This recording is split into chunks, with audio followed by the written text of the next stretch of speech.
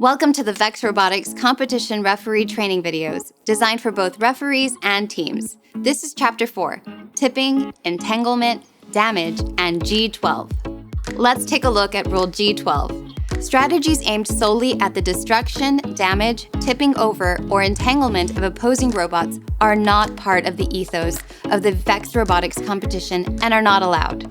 If the tipping, entanglement, or damage is ruled to be intentional or egregious, the offending team may be disqualified from that match.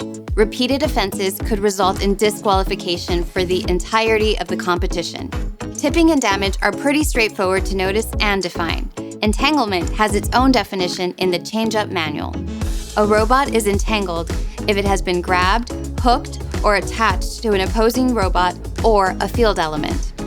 G12B states that some incidental tipping, entanglement, and damage may occur as part of normal gameplay without violation.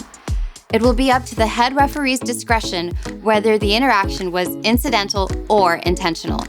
So what does all this mean? Well, when a robot gets tipped over, damaged, or entangled, the head referee will need to make a judgment call whether or not a violation occurred. Remember, as an interactive game, some incidental tipping or damage is expected. To truly be in violation of G12, a robot must intentionally or egregiously tip over an opposing robot, intentionally or egregiously grab or hook an opposing robot, or intentionally or egregiously damage an opposing robot. It is important to only penalize teams for intentional violations as opposed to incidental ones. For example, when a robot is pushing an opponent and an opponent starts to tip over, pay attention to whether the pushing robot backs away or continues pushing to force the opponent over. A team who backs away should not be penalized for tipping, while the one who continues to push should be penalized. Remember that a referee can only judge based off of what they see on the field, not what they think is going through a team's head.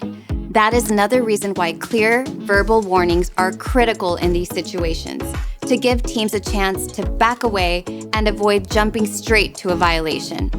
That said, G12C applies in this situation as well. A team is responsible for the actions of its robot at all times, including the autonomous period. This applies to both teams that are driving recklessly or potentially causing damage, and to teams that drive around with a small wheelbase.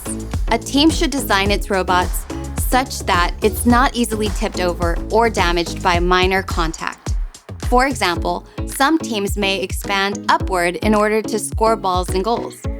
If your robot tips over backwards every time you try to score a ball, it is not likely that an opponent will get a G12 violation for causing one of these tips. Because there is no expansion limit in Change-Up, robots are allowed to expand horizontally as much as they want to obstruct the field, cover the top of the goal for defense, or place a cage around the center goal. However, these robots should expect heavy interaction from opposing robots that are trying to score. Furthermore, damage that is caused by robots pushing, tipping, or entangling with the defensive robot would not be considered a violation of G12. Put simply, teams are allowed to build wall bots or cages, but they are to be attempted at their own risk. That's all for Chapter 4. Thanks for watching, and be sure to check out other chapters in the referee training series.